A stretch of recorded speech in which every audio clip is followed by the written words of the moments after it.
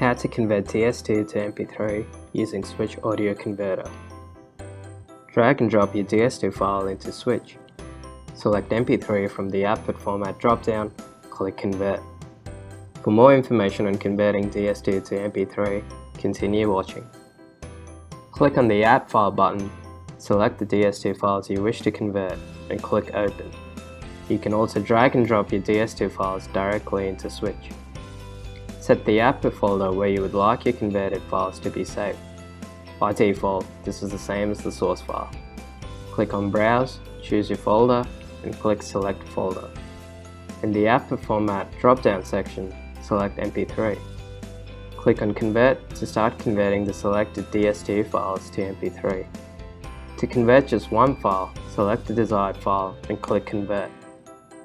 For more Switch Audio Converter tutorials, please visit the address shown on your screen.